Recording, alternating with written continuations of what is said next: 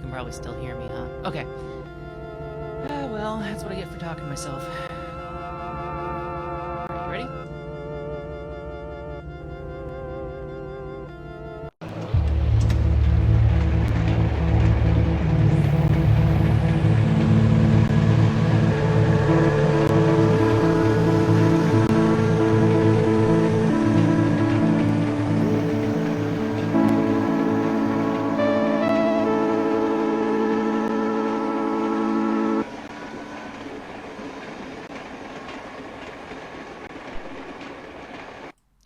Hello, and welcome to A Year at the Movies, Week 6, the second try of it that I've done today. If you saw the first one, no, you didn't.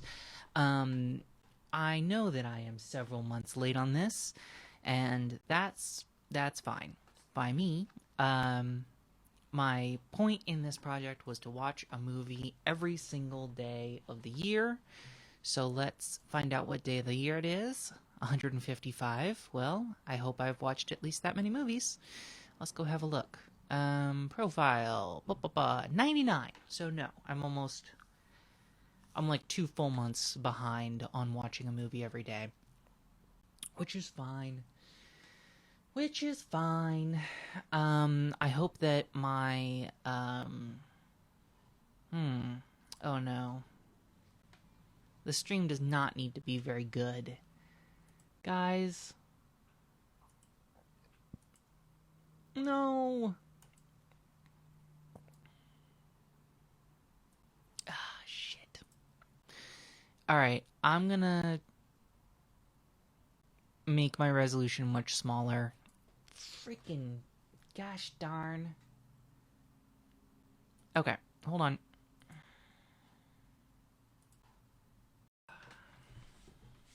Now, is that gonna make another file that's... we're finding this out live. That's how we have to do it. That's part of the theme of these, is doing it live. So, assuming that everything's going good, I hope it glues these two pieces of video together, but if it doesn't, I have to get talking about the movies that I have seen. Okay, the last one of these was several months ago. I am like a full cinema notebook ahead of where I was before, but I'm still not at one movie every day. I think that that's kind of a silly... It was always kind of a silly prompt. Almost unreasonable, but, man, I wish I could focus, That would be good. Be good if I could focus. Now, am I live? Am I recording? I don't actually know. Is any of this audio going out? I don't have any good way to check. But you do what you can, If anyone out there in the vast world is receiving my signal, please check in. And in the meantime, I'm going to talk about movies that I have seen literally months ago. The first one on my list is Teorama, which is Pasolini's 1968 movie called Theorem in Italian.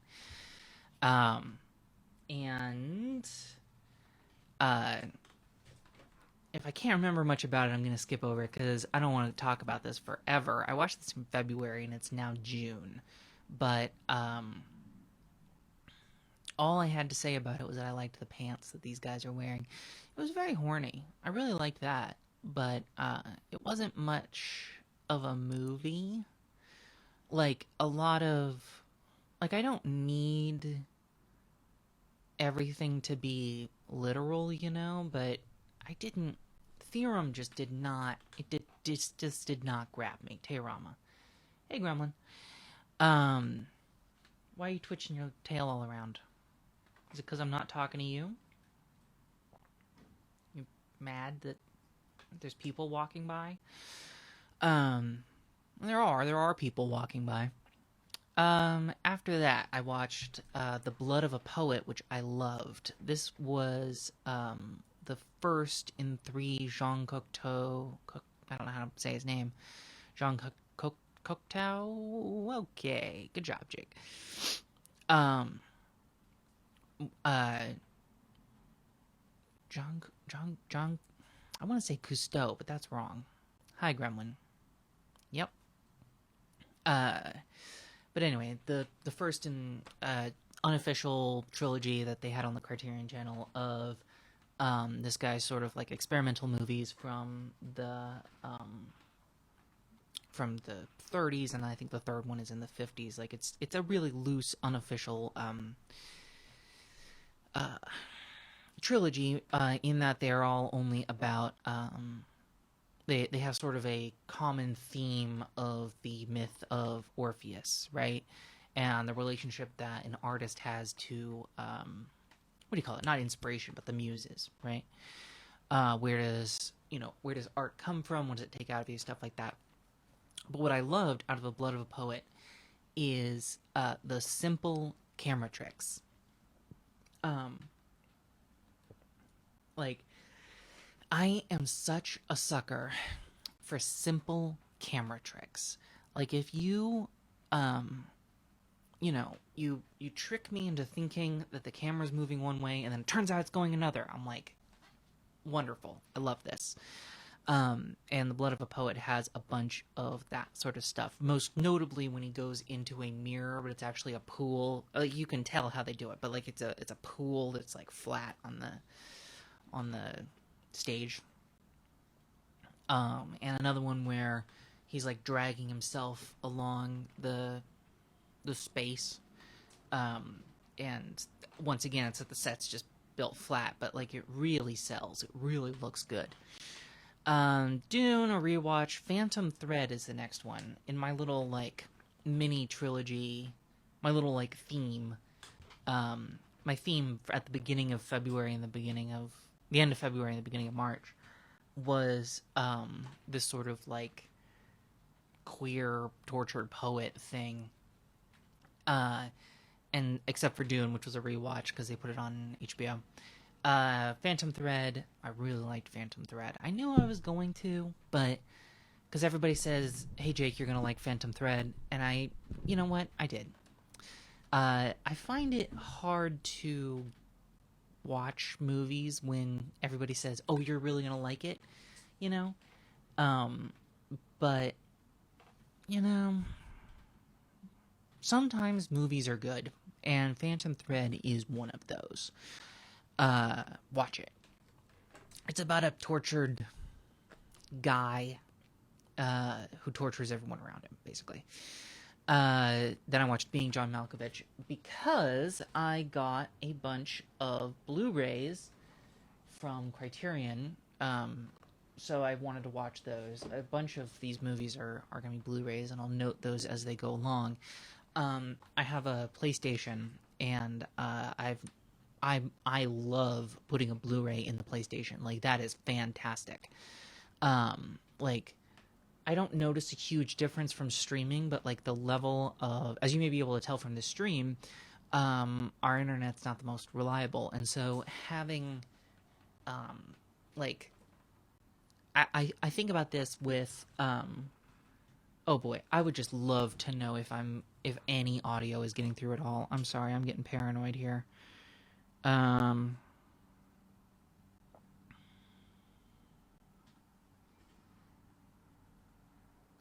Love to know if any audio is getting through.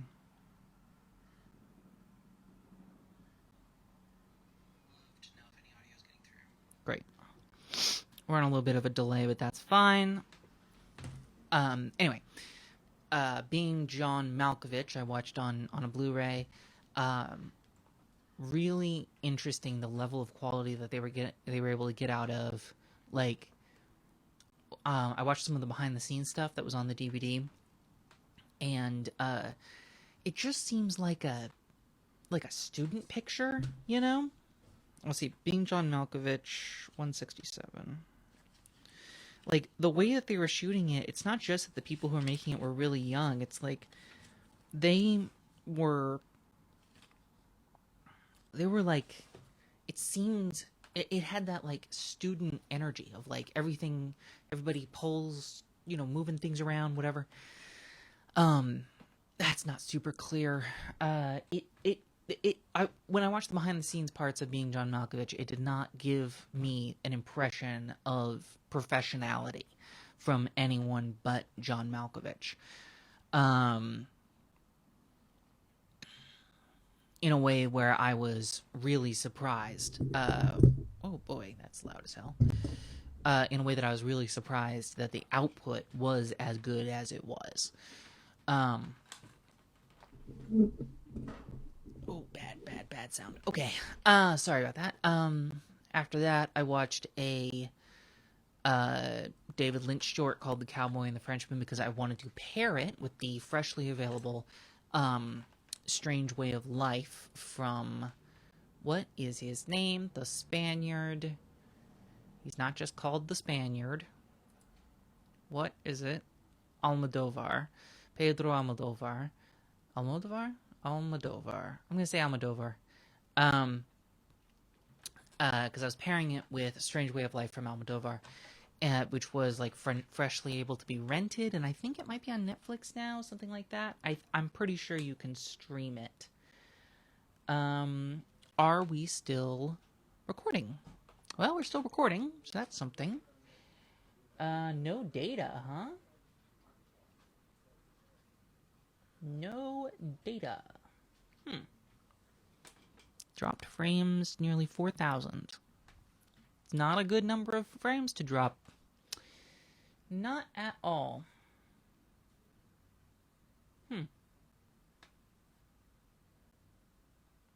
I'm not doing anything particularly complex. I'm just sitting here. Strange Way of Life, Almodovar. Hopefully my recording will pick back up and I'll delete the stream and put up the local recording that I have. One hopes. Anyway, I've had real trouble with streaming in the past. Strange Way of Life and The Cowboy and the Frenchman, I don't think they're quite as much of a pair as I was hoping that they would be. Simply because Almodovar is much more interested in narrative, whereas the David Lynch short, The Cowboy and the Frenchman, was more focused on trope, on shadow and shape, but not like literally, like people's impressions, cultural impressions of each other, because it was made for a group of some kind. What do you call it? Like a magazine, something like that, of like little cross-cultural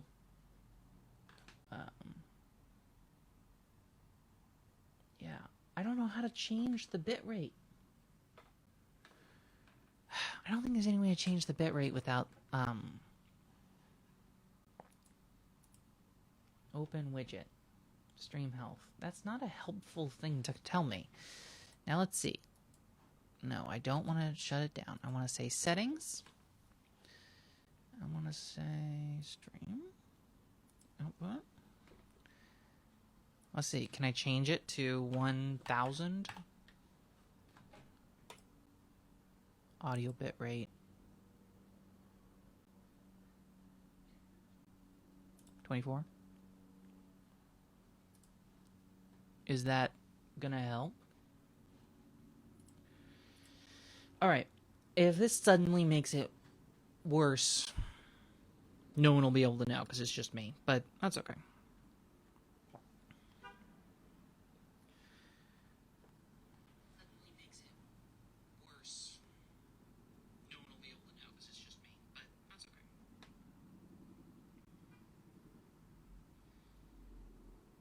Alright.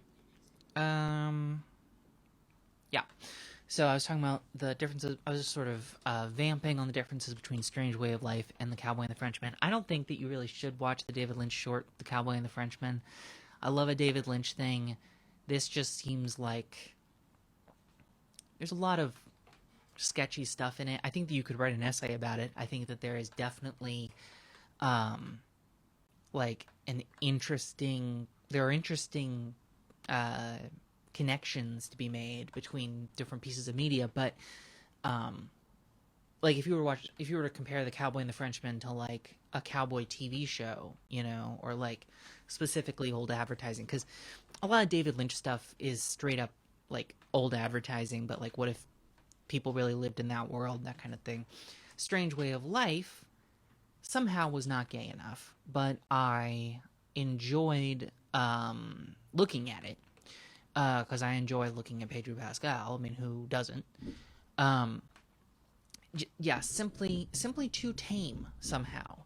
Like an Almodovar, you wouldn't think that in a Pedro Almodovar short, starring Ethan Hawke and Pedro Pascal as like lovers, right? You wouldn't think that that would be that there's any way that that could be too tame, and in fact, it was.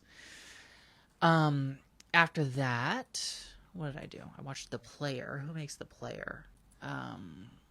It's the Coen brothers, right? No, Altman. So The Player, yeah.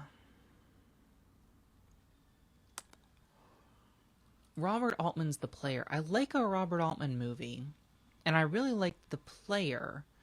I compared it here to Julie Dash's Illusions, right?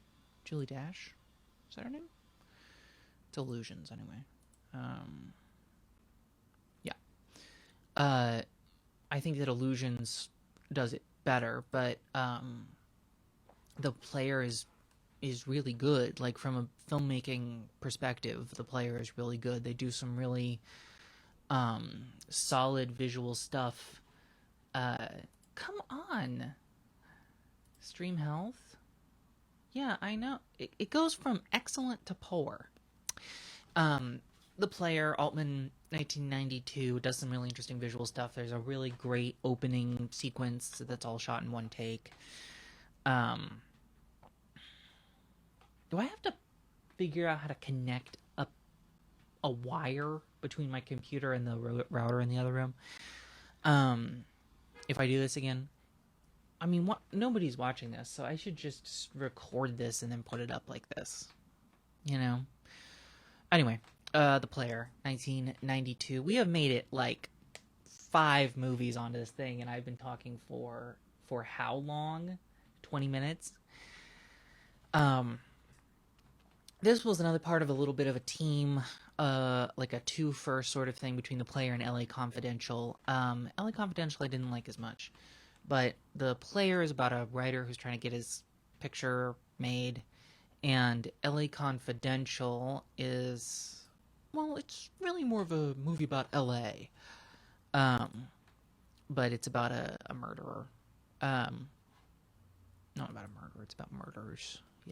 And detectives and corruption, and honest to God, I found it very forgettable. Like, I could not tell you right now one image from LA Confidential, but I am still thinking about the opening from The Player.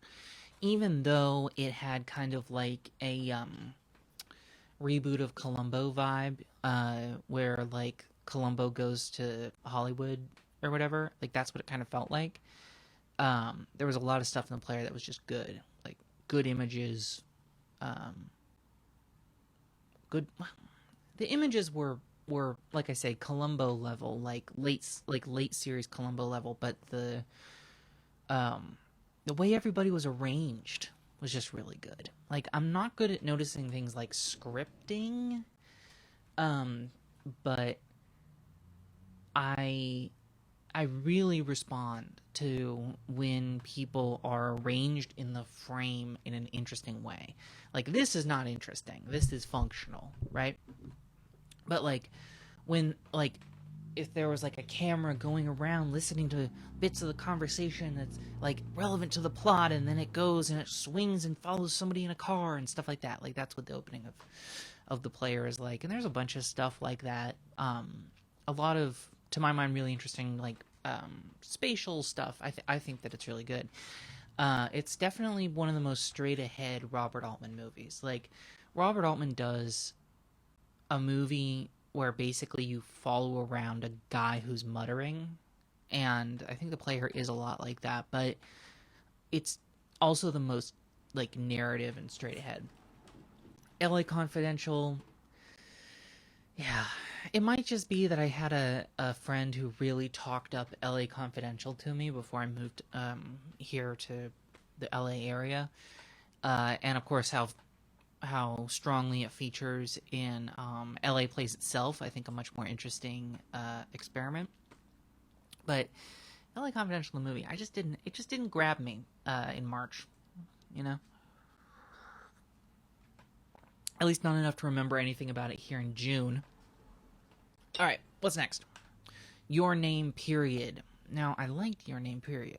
This one stuck with me.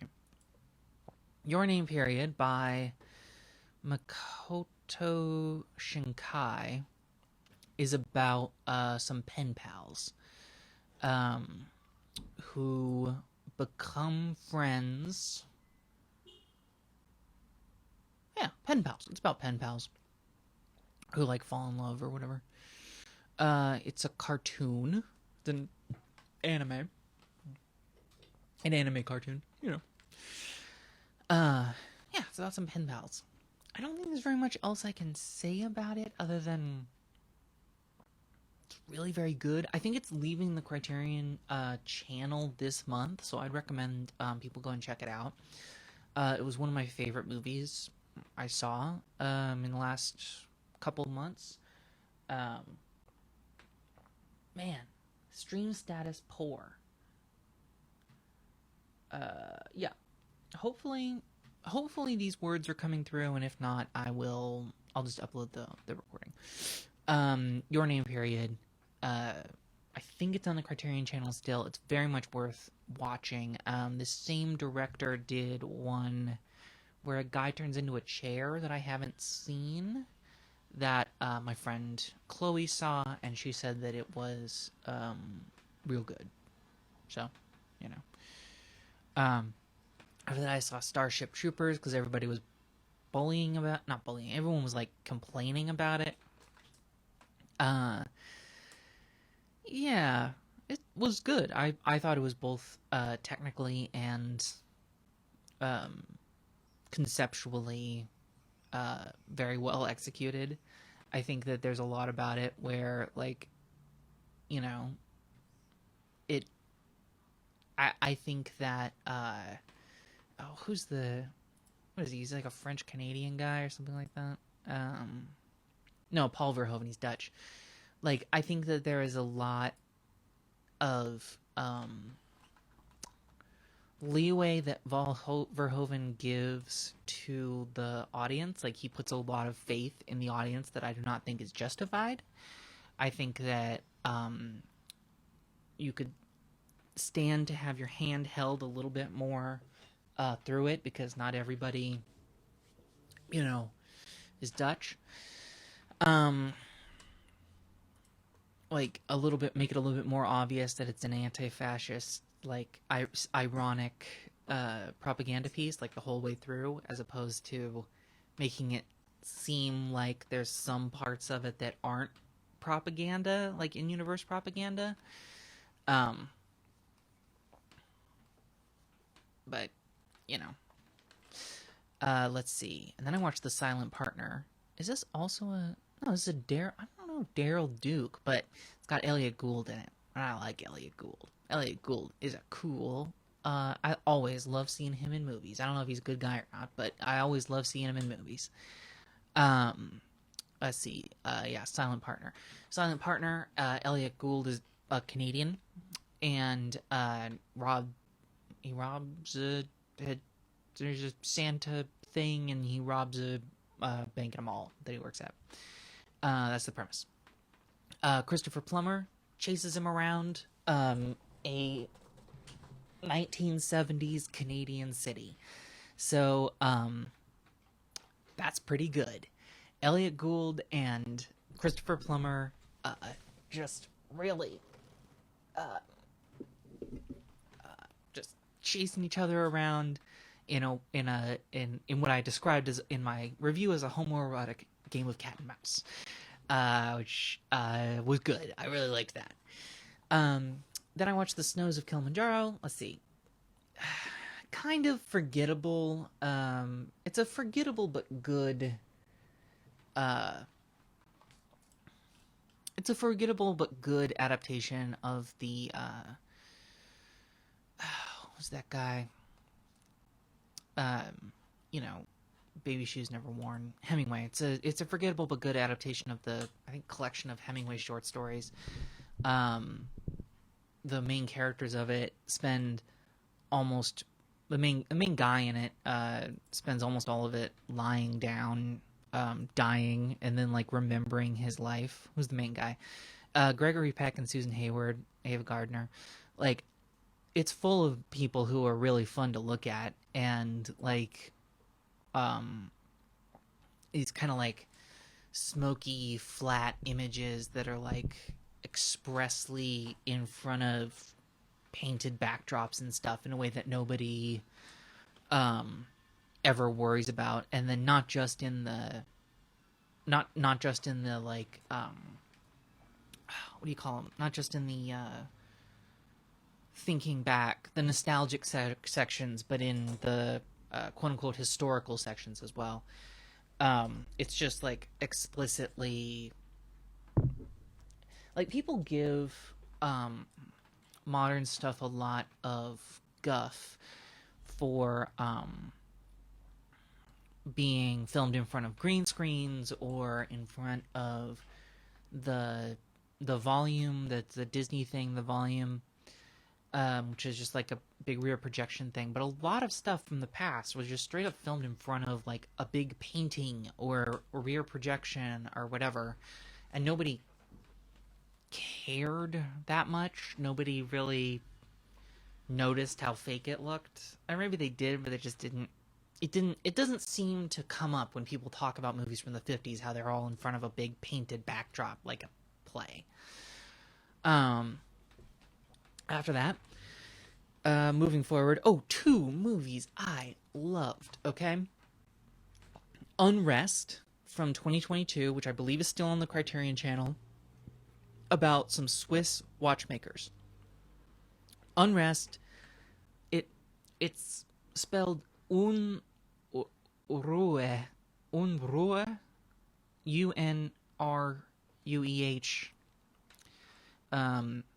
But if you just type Unrest 2022 into Letterboxd, it should help. You should find it by Cyril Schaublin. 1877, watch factory in Switzerland. It's also all about anarchists. It's about anarchist watchmakers in the 1870s in Switzerland. It was incredible. These guys are, and I use guys gender neutrally here, are going like we're right on the cusp of the sort of global mechanization of World War One that kind of like destroyed everything. Like right in the midst of the Industrial Revolution. I'm drawing a line between the Industrial Revolution and the sort of global like depersonalization and mechanization that came out after World War One, or during, around the same time. Where the sort of like, factory thing, the Henry Ford thing, all of that, like that's all in the air in this movie, as is the sort of new understanding of the nation state as being sort of different from a local principality, which is a lot to sort of put into a movie where mostly people walk around in Switzerland. But there's some really interesting stuff about like cataloging people via image and using the new materials of like the telegraph and whatever to organize people globally, but outside of the realm of something like a country. While at the same time, the idea of what a country is fundamentally changing and reorganizing around not, I mean, this isn't exactly what it, but like not just the divine right of kings, but like also wealthy factory owners. Like, how bad can a factory owner treat its people? Like, is he a kind of a king, And all of this is around the very delicate and precise work of watchmaking, right? Because the people who are doing this, the have been doing it for a long time. You know, they're like obviously skilled, but the people who own the factory are trying to like they're trying to time everything, which is also funny. Like to time to manufacture the you know you know what it's like in Andor, right? What do the prisoners build the prison, right? The prisoners building the prison, right? Um, or like the prisoners building the gun that will eventually shoot them, that kind of thing. Except it's about clocks.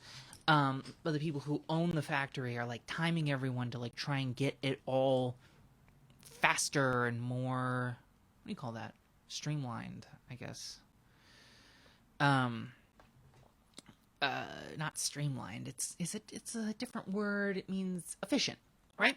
They're trying to make everything much more efficient. And it's ridiculous because these highly skilled people who are doing basically the same thing every single day, right? They're not going to be able to do it. They're not like screwing around, you know? They're trying to make the balance wheel on a tiny little wristwatch thing sit perfectly flat, you know? And so they're not going to be able to do that in 30 seconds, right? Or like just from like timing them on one day, they're not going to be able to do it exactly the same every single time. Like that's just unreasonable, right? And this is just sort of the larger context of the movie, and it's about this woman and this actually it's Kropotkin, I think, who comes into town and he's making a map, and the main woman in it is like, I mean, it's you know, basically the birth of anarchism. Like, if you're going to replace me with a machine, then I don't need to be here. If you're going to treat me like a machine, then try and replace me, you know? And I thought it was wonderful. From a different perspective, also in the same theme of people doing their job really, really well, Perfect Days from Wim Wenders, 2023, which is just about this guy who cleans toilets. That's his job. He likes doing it. It was originally supposed to be this sort of showcase of all of these different like fancy toilets that Tokyo, I think he's in, had. They built a bunch of them sort of special, and they use these special like electric doors that are glass. Then you close them, and when you lock them, that turns the door on. Makes the door opaque.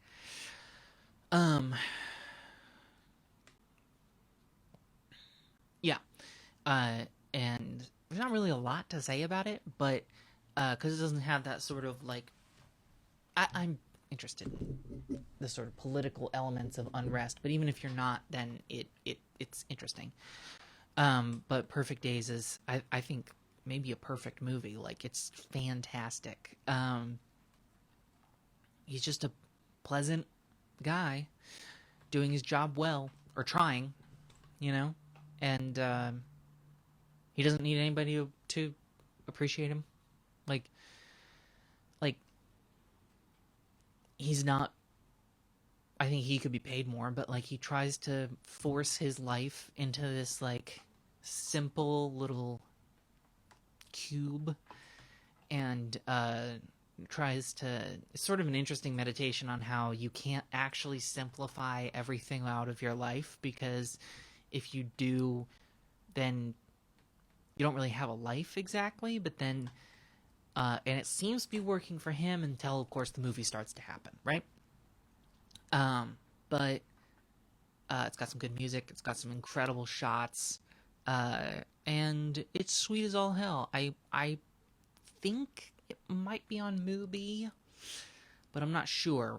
Rent it anyway. It's good. Let's see. Emma period, another in the theme of period movies. Let's see. I thought it was a lot of fun. I watched it with my friend Sasha. Thinking back on it, I'm not sure that I would watch it again, but I did like it. And it's a weird little movie because Mia Goth from Pearl and X and whatever is being bullied the whole time by Anya Taylor-Joy. Like, Anya Taylor-Joy is trying to like do her own thing, right? It's Emma. It's the story about Emma. You know Emma. But from the sort of meta narrative perspective, I thought that Mia Goth was just gonna snap. Let's see. What next? A report on the party and the guests. I thought this one was way too arch. There are scenes about it that I think about, especially like it's full of scenes to think about. Like if you're looking for a movie to consider, then A Report on the Party and the Guests is one of those, undoubtedly. But I don't know if it's I didn't find it particularly enjoyable. I thought there are parts of it that I'm still thinking about, but yeah, I did not care for it, really. Network, I think that Network is interesting also in a similar sort of way of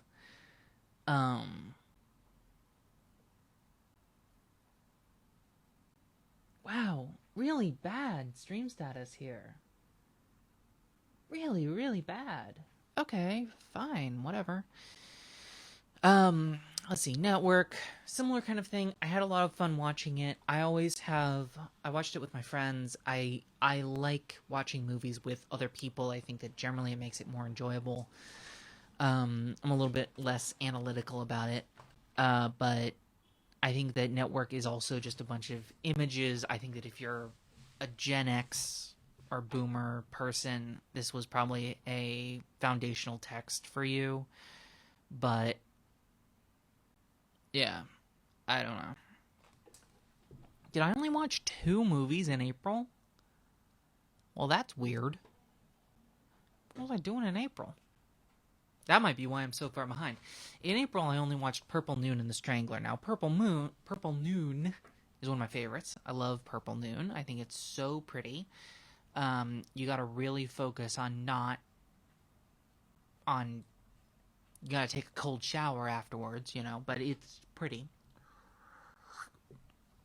And The Strangler. Yeah, The Strangler. What was that? Oh yeah, The Strangler. It's an Italian movie. That Strangler. Well, that's in French. Maybe it is French. It's by a guy named Paul Vecchiali. But I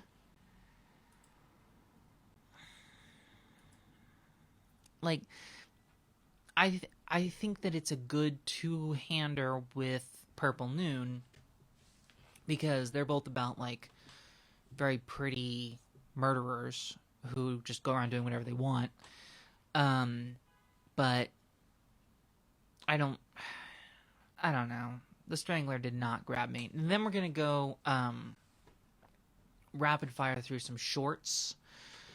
I saw a whole bunch of short films at a short film festival that my friend's movie Our Summer was playing in. Our Summer, of course, go and see it. 2023, obviously 5 stars and heart. There were a bunch of short films in that festival, and they were mostly not very good. Plant Baby, about a guy who... I'm just going to mention the ones that are on Letterboxd, because here's a little tip. If you're going to put your short film in a short film festival, where it's like in a block of 5 or whatever, please put your movie on Letterboxd, right? So that I can log it. Anyway, Plant Baby, not good. It's about a guy who is a cartoonish sort of parody almost of a drug addict, but it isn't played like a parody. It seems like the people who make it have never had an interesting evening in their lives. I think that a highlight of Plant Baby 2023 is that at one point, the sort of woman who lures him back out of sobriety pulls out a bag of what I assume is cocaine that is fully like a gallon. It's like a gallon sandwich bag, just like full of white powder, and I'm like, that's an insane. That's an insane amount of drugs. Like there's so many things in it that could be it could be a parody of something, but it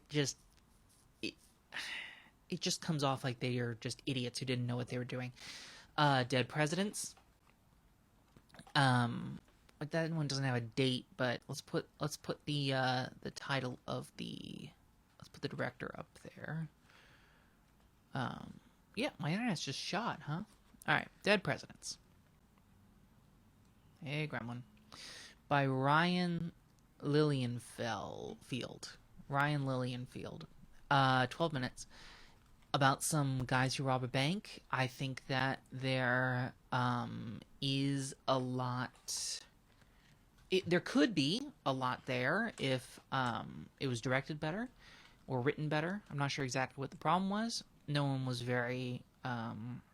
super believable, but I think that there are legs there, and I think that it was shot well.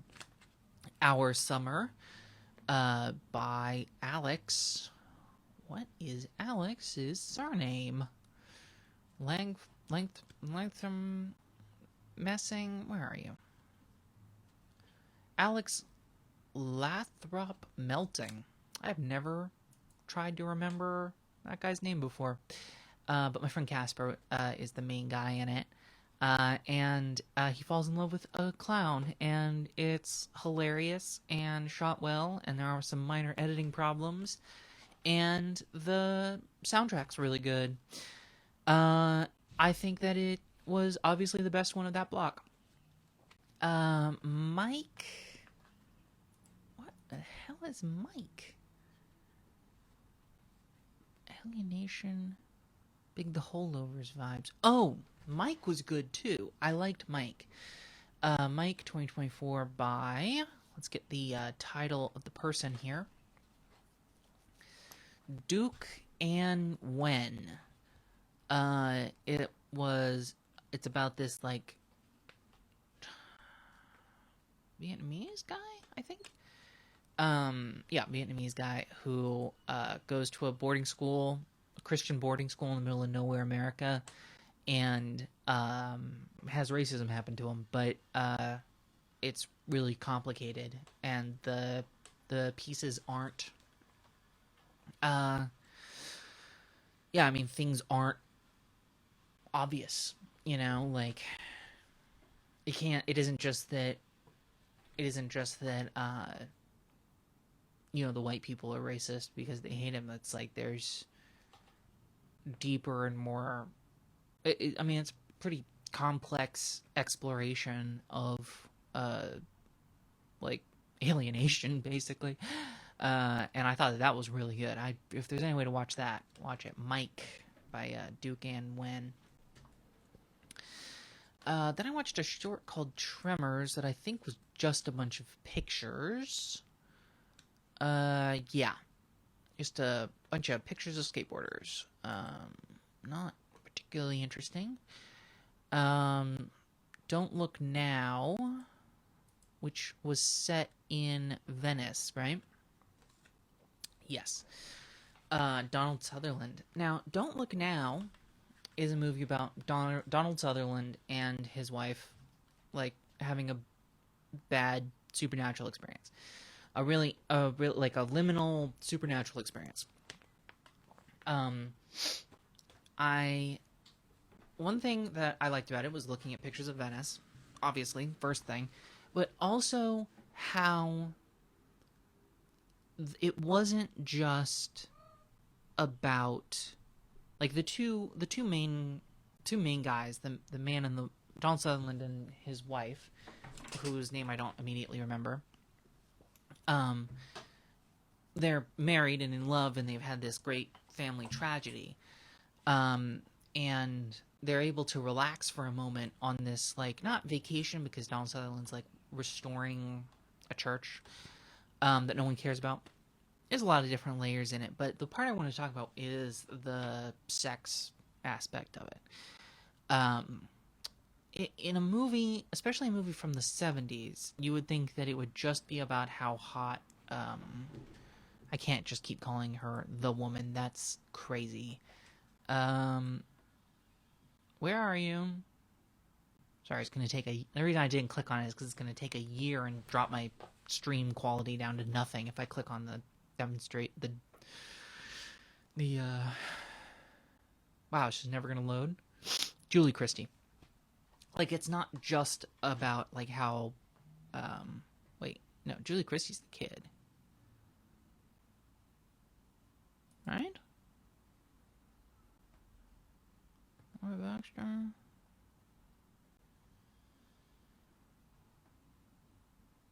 Born 1941. No, this is the wife. Oh, what was she? She's Madame Rosemary. Anyway, it's not just about how hot Julie Christie is in it, which of course she is, but it also gives space for the male lead, Donald Sutherland, to be hot in a way that I really appreciated. Like, the camera takes his form in those moments of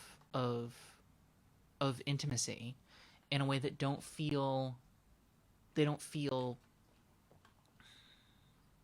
like, a lot of times a movie will have like a sex scene in it, and then you're supposed to feel like on edge or like something bad's about to happen, especially like a horror movie or a supernatural thing. But for me, I just felt like it was a relief, because like these people in the story, they've been having a bad time, and then they finally have a little moment of peace, and it's really sweet and nice and beautiful, this moment of connection between them. And the filmmaking in that moment doesn't just objectify the woman, but also the man, in a way that I really appreciated. Like, it made me feel nice in myself, which I didn't expect from a supernatural horror movie from the 70s.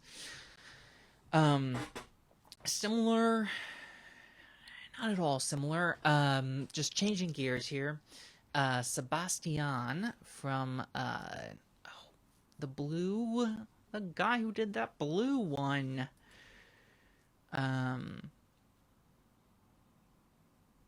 Like, if Letterboxd told me who directed each of these movies in the big list, Derek Jarman.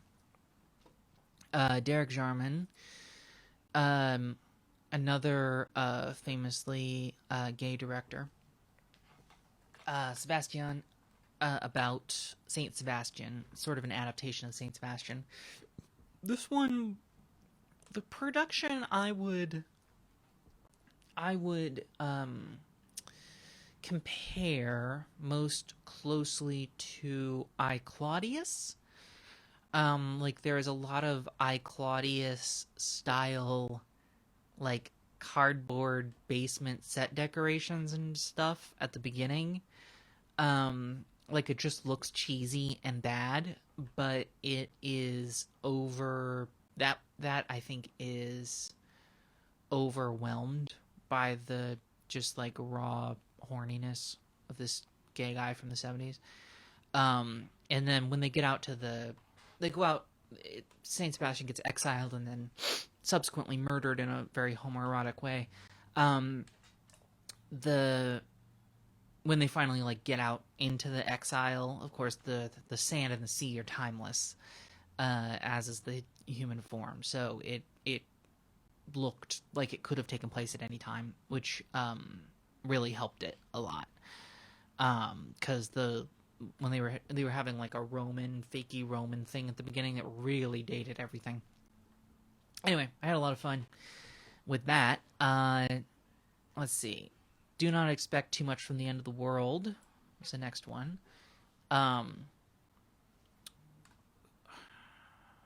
2023. Another sort of radicalizing one here. What's the director's name? Radu Jude.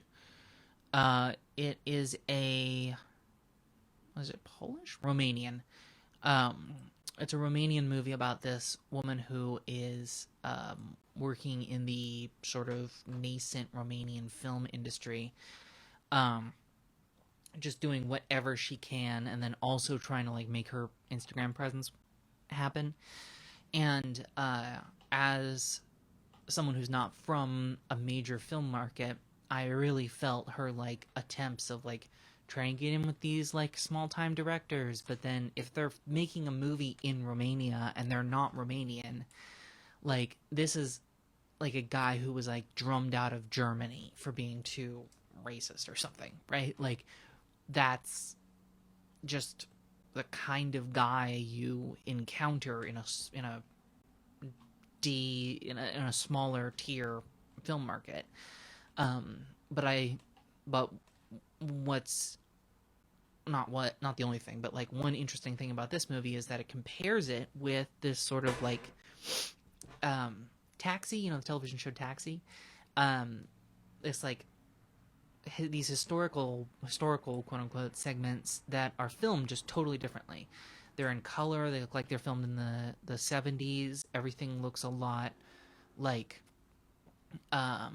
stronger. Like it looks a lot stronger. It's more colorful. It's more well done, basically. And the future seems a lot brighter, right? As opposed to the modern day period, the modern day pieces, which are filmed in black and white mostly. What was I saying? Yeah, like it didn't have to be like this, right? Like that's the impression I sort of get from the comparison between the historical pieces that are filmed like the television show Taxi and the modern day pieces filmed in a sort of black and white, gritty sort of black and white. It doesn't have to be like this. The picture that she's working on is a like safety video, but it is talking to people who are really hurt by this company, and as the movie goes on, it's more and more clear that the reason that the company wanted to make this video was to get their employees who are suing them on tape saying things that absolve the company of any wrongdoing. So it's just like grim. It's just grim. But I thought it was good as hell. Like I thought it was a good movie. I do not expect too much from The End of the World. I really liked. Then I watched Oceans 11 and 12, which I've already seen. And then I watched The Shock of the New, which is one of those things like Ways of Seeing, that were these like television shows about introducing people to art concepts. And I didn't have, like, my art education has massive holes in it. Like, I was interested in art as a child, but I was learning about it mostly through, looking at images of paintings themselves or reading little biographical blurbs. I didn't have that sort of, like, deep understanding of the last 100 years of art that you get from, having an English guy travel around the world and explain it to you, frankly. And The Shock of the New, it's kind of hard to watch, not because it's grim in any way, but because it's difficult to actually get a hold of a copy of it. It's on YouTube, sort of, but the copy on YouTube has this, like, really, really awful, smoothing going on. This really awful, like, smoothing going on that it just really looks bad. Then I watched Alien and Aliens, and then I've been really on a kick with monster movies. I watched Alien, and then I watched Aliens. Alien I have on Blu-ray, which was really fun. Then I watched Predator, which I'd never seen before. And then I watched Alien vs. Predator, which was bad. And then I watched Prey, and Prey, which is on Disney somewhere, or Hulu, is the best version of the Predator story, I think, that is possible. even better than the original one. Like, I really liked it. It's about I'm skipping over these kind of like big budget horror movies because presumably you've seen them, but I had never seen them. Predator is about an alien comes and attacks these guys. These guys are walking around in the jungle. One of whom is Arnold Schwarzenegger, and he attacked them. Right? Alien versus Predator. They go to Antarctic and fight some aliens from the movie Alien, and then predators are there. But predators are more like people, so they help them. It's actually kind of boring. Prey is the same premise basically as Predator, except that it takes place in a Native American society in the 1800s, something like that. And most of it's told in English, which I didn't, come on, do it in the regular language that they speak. But there are little pieces of the right language that they would be speaking at the time. And it has a big dose of one of my favorite monster movie things. Of course, the greatest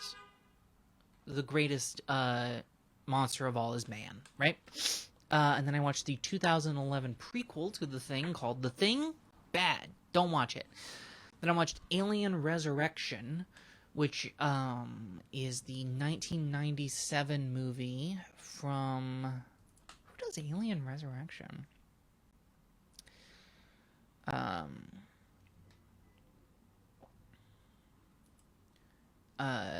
The same guy who directed Amelie, which is crazy.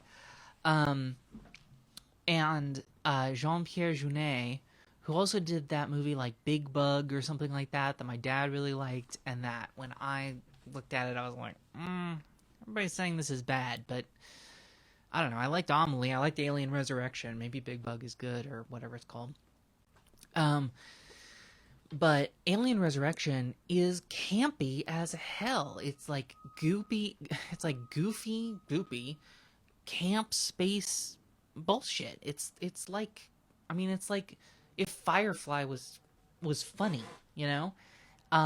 and that is relevant because it turns out it was written by the evil pervert who wrote Firefly. So I didn't realize that until the end.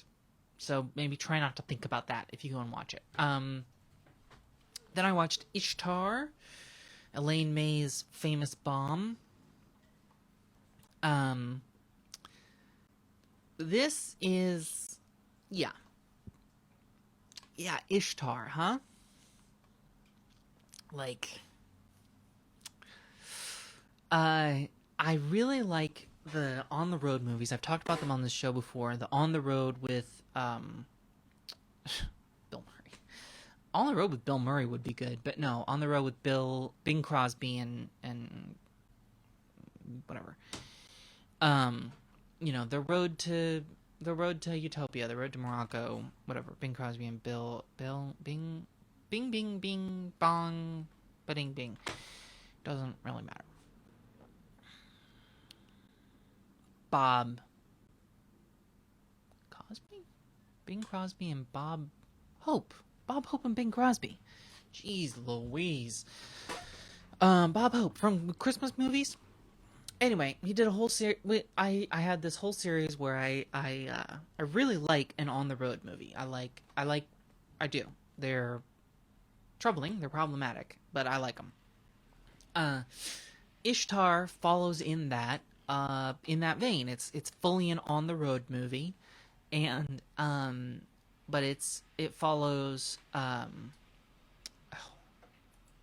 guy from The Graduate. What's his name? He's a good actor.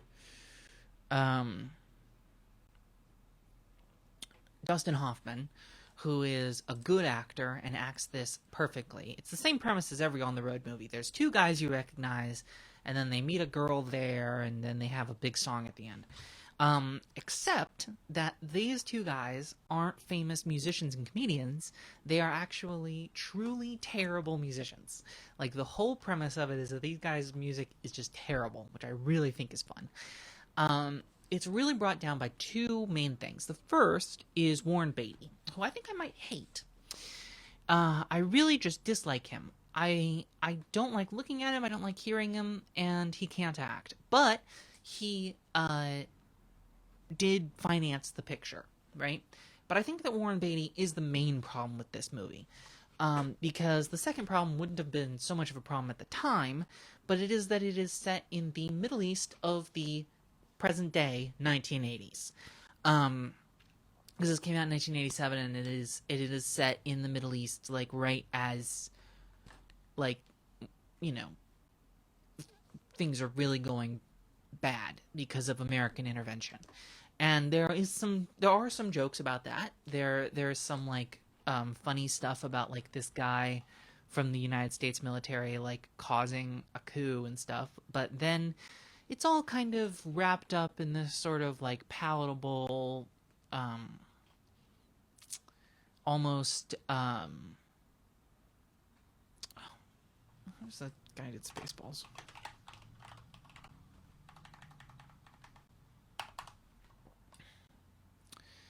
Wrapped up in this sort of palatable, almost, damn, I cannot remember Mel Brooks' name.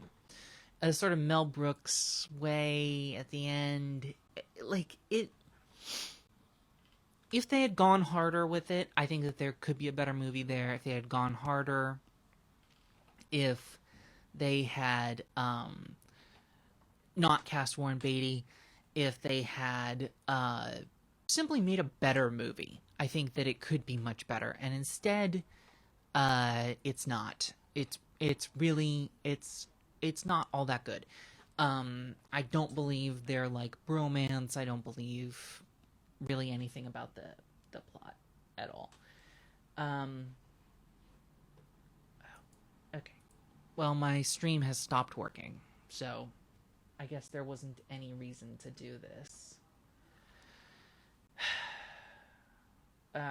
I'll upload the recordings from here, just in a rough way. Yeah, I don't want to edit it. I want details. Anyway, I can't do that right now. We are so close to the end. We're almost all cut up. Doctor Strangelove, I've already seen it before, and I really enjoy it. Oh, that doesn't say rewatch. Oh, I'm glad that whatever the hell's going on over there has started happening. Doctor Strangelove, obviously Doctor Strangelove is good. Godzilla Minus One, as good as everybody is saying. It's on Netflix. I've been trying to rent it for months, and I simply could not, because I don't know why, but it's on Netflix right now. Go and watch it. The cops are coming for me for my extremely mid film takes. And then the most recent thing I've seen, like in the middle of the night after watching Godzilla Minus One, was Independence Day, which I'd never seen before. I watched it very late at night with my friend who wanted to watch it. I think that it is basically nothing, but it is a like codex for the entire like psyche of the American people in the 1990s. Like, if you want to understand why people like why 90s movies are like that, I would recommend watching Independence Day. I think I had to rent it, but whatever. All right. I guess for Early Bird Industries and A Year at the Movies, I've been Jacob Earl. Subscribe to Criterion Collection. Follow me on Letterboxd. Peace.